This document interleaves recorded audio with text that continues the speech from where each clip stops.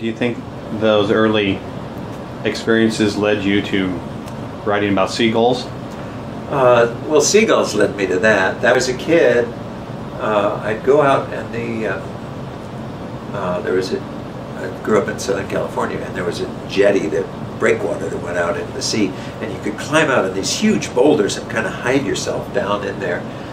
And then after a while, the seagulls would forget you there, and they would come along gliding on the lift that the wind would make as it went over the jetty. And they glide by, and if you were hidden down there, you could hear the sound of the wind over their wings. And that sound, there's something magical about it. There was a time years later when I had a very strange kind of mystical experience when I was starving as a writer and couldn't pay the rent and all that. And I heard what sounded like a voice.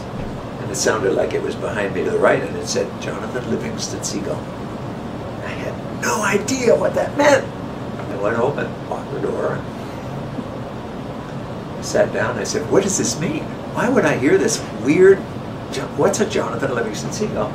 And nothing happened. And I was just about ready to say, this is the strangest experience of my life. I have no idea what happened. It is psychic powers gone astray.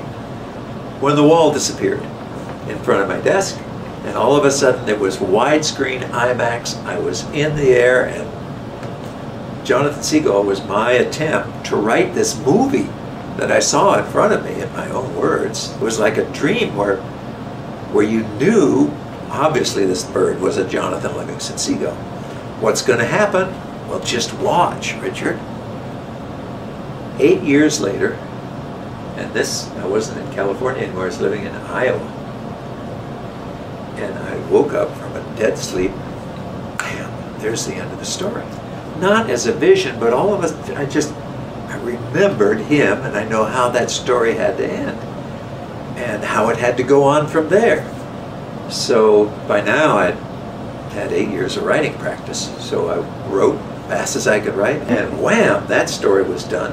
And it went off, and I just felt this kind of divine direction for it. And I knew, am I ever a lucky writer? This thing is just going to go crazy. And I got the fastest rejection I've ever had in my life. Came just right back.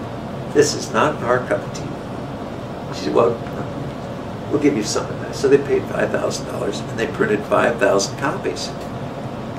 And that came out, and then some readers saw it, and they liked it, and they suggested it to others, and it just went crazy from